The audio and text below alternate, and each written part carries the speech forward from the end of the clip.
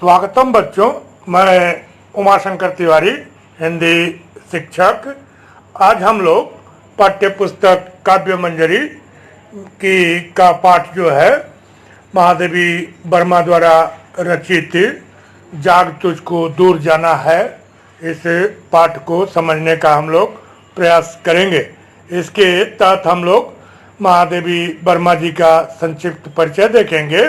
तत्पश्चात 4 खंडों में जो पाठ है, चारों खंडों का आलोचनात्मक व्याख्या देखेंगे, करने का प्रयास करेंगे। जिसके तहत हम लोग संदर्भ, प्रसंग, व्याख्या और काव्य सौंदर्य को देखेंगे।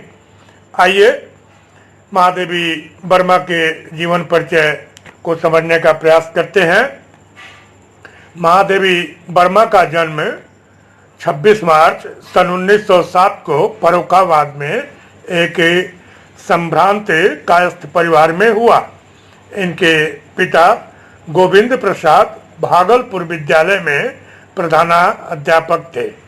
इनकी माता हेमरानी देवी विदुषी और भक्त महिला थीं।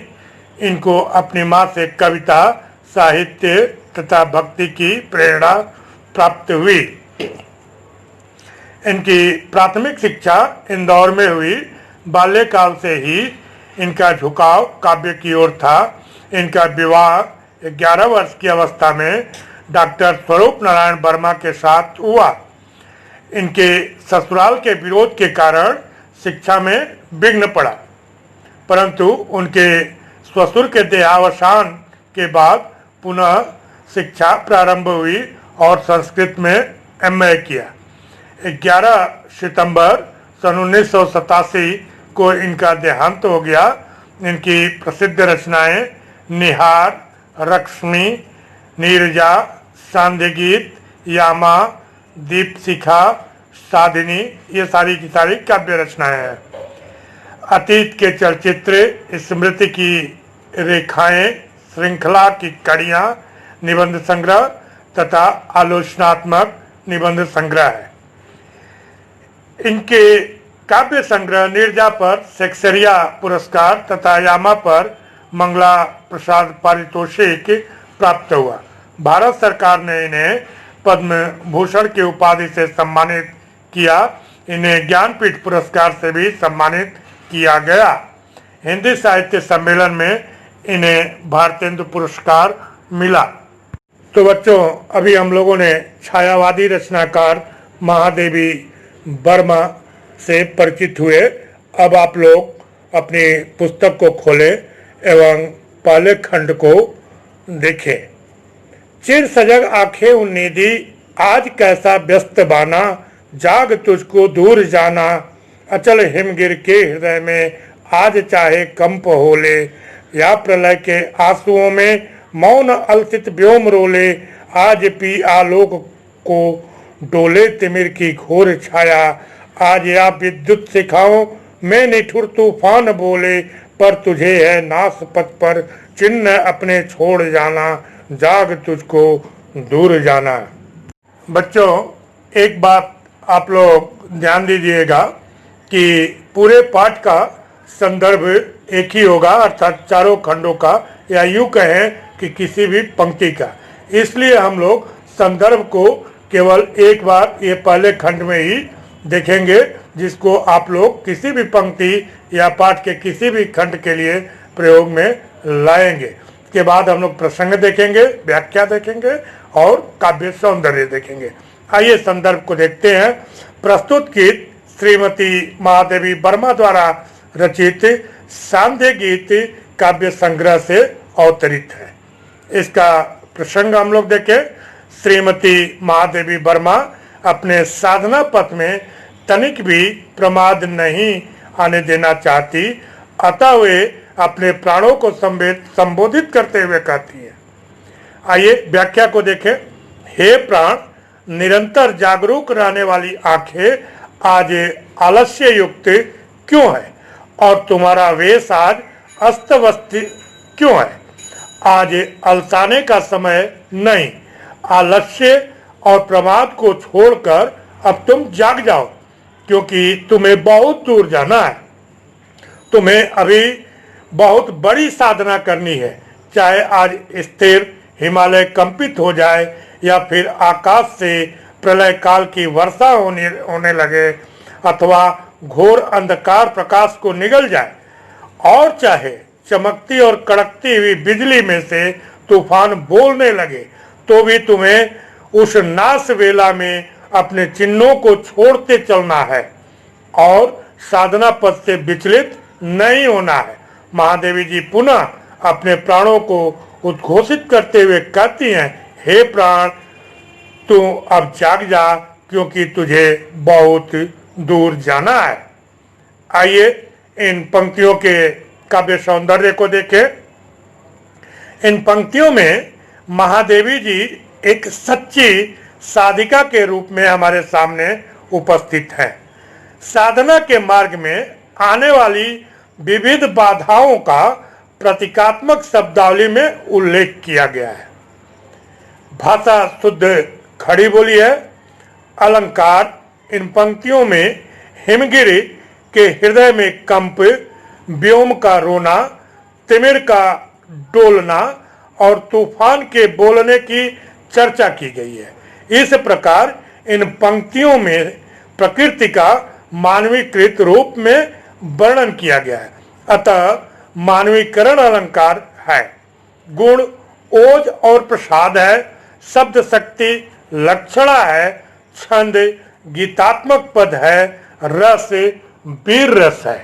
जो आप पुनः पुस्तक को देखें, उसके दूसरे खंड को, बांध लेंगे क्या तुझे यह मोम के बंधन सजीले, पंथ की बाधा बनेंगे तितलियों के पर रंगीले, विश्व का क्रंदन भुला देगी मधुप की मधुर गुनगुन, क्या डुबा देंगे तुझे यह फूल के दल ओस गीले, तू न अपनी छां को और लिए कारा बनाना, जाग तुझको दूर जाना है।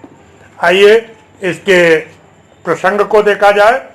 प्रस्तुत गीत में महादेवी जी ने साधना मार्ग में आने वाली विविध कठिनाइयों का उल्लेख किया है। इन पंक्तियों में अपने प्राणों को उद्बोधन प्रदान करते हुए श्रीमती महादेवी वर्मा कहती हैं, व्याख्या देखिए, हे प्राण, क्या मोम के समान शीघ्र ही पिघल जाने वाले अस्थिर किंतु सजीले सांसारिक बंधन तुझे बांधकर साधना मार्ग से विचलित कर देंगे?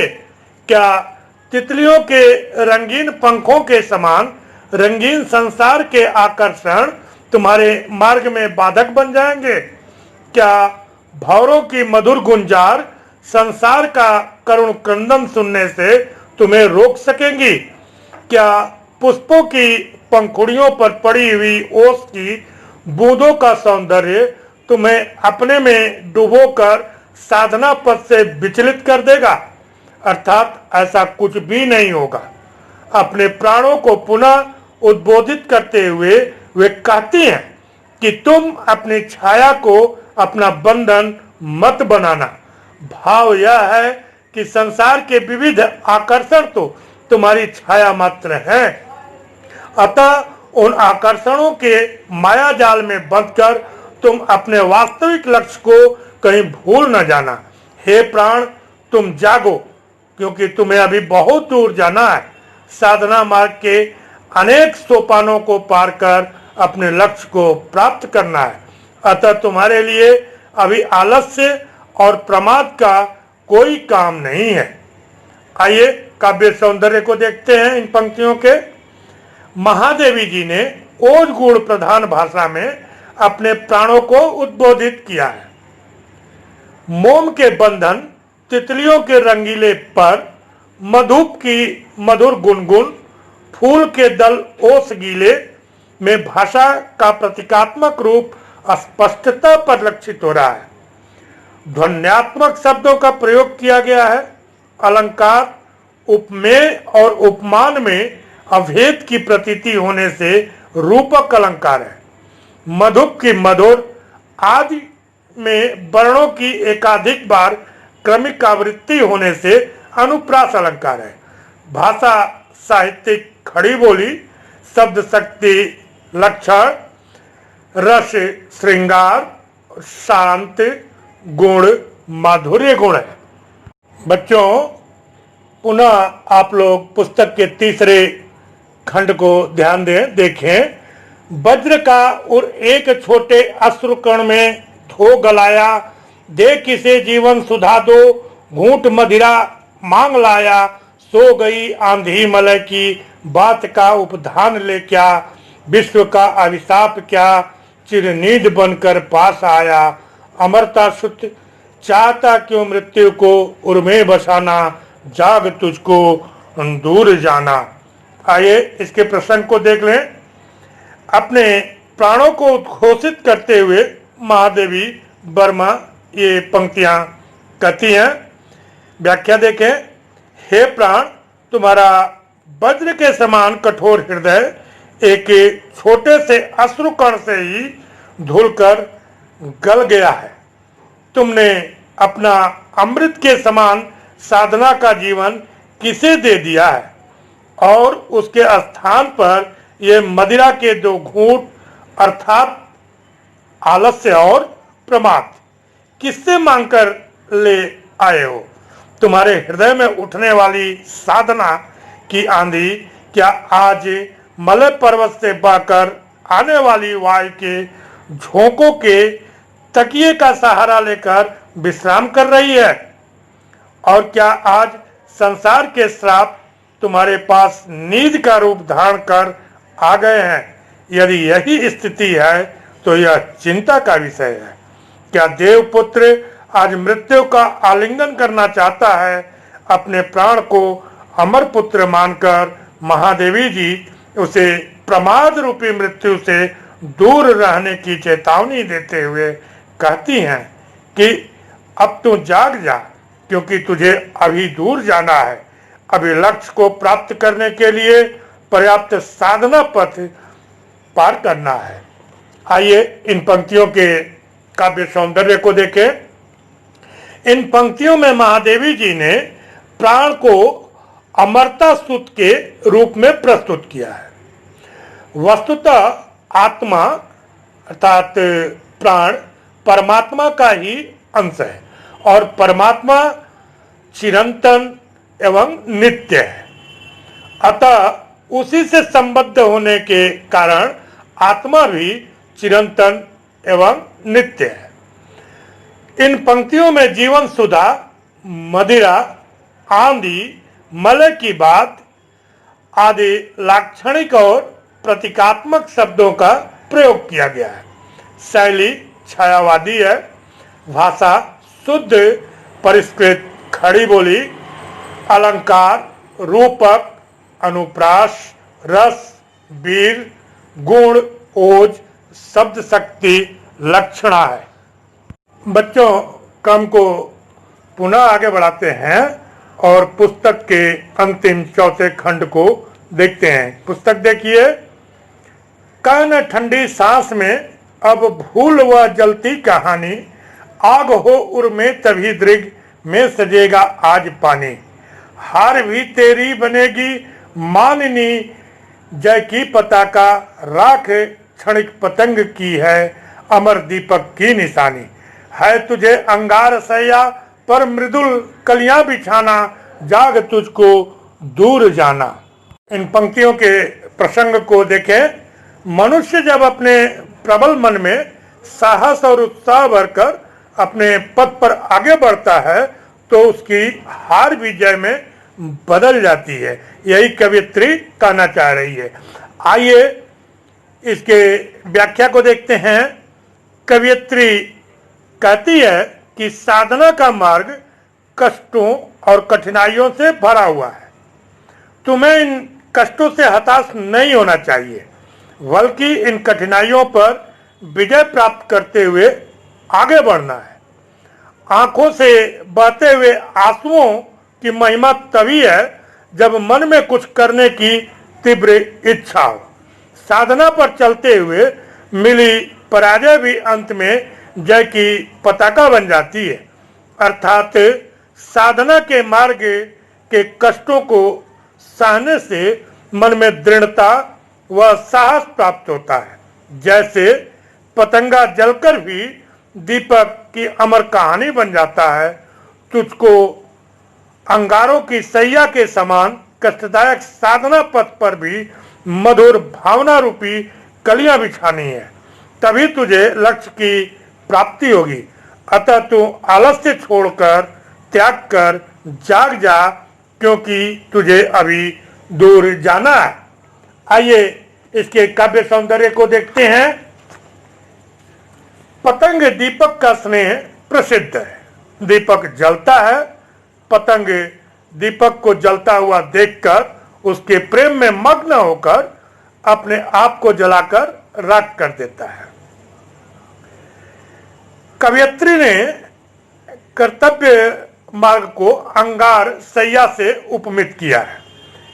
कर्तव्य का मार्ग अंगारों से भरी सैया के समान कष्टदायक माना गया है। प्राण अर्थात जीवात्मा का दायित्व है कि वह कर्तव्य के अंगारों से भरे कठिन मार्ग पर अपनी ओछी इच्छाओं को त्याग कर दृढ़ता पूर्वक आगे बढ़े। शैली छायावादी है, भाषा शुद्ध परिस्फुट खड़ी बोली है, अलंकार रूपक एवं अनुप्रास, रस वीर रस, गुण ओज, शब्द शक्ति लक्षणा है। तो बच्चों, आज हम लोगों ने ये महादेवी वर्मा द्वारा रचित जाग तुझको दूर जाना है को समझने का प्रयास किया। इसके तहत हम लोगों ने महादेवी वर्मा का संक्षिप्त जीवन परिचय जाना और पाठ के जो चारों खंड हैं उनकी आलोचनात्मक व्याख्या की। उसे के तहत हम लोगों ने संदर्भ को देखा, प्रसंग को देखा, व्याख्या को देखा और काव्य सौंदर्य को देखा। आपको मैं याद दिलाना चाहूंगा कि स्क्रीन पर आप ध्यान दीजिएगा कि महादेवी वर्मा का संक्षिप्त जीवन परिचय स्मृति संकेत के रूप में एवं पाठ का शब्दार्थ और चारों खंड जो हम लोग व्याख्या किए, ये पंक्तियां आ रही होंगी जिसका लाभ आप लोग उठाएंगे, लेंगे। ठीक है। आज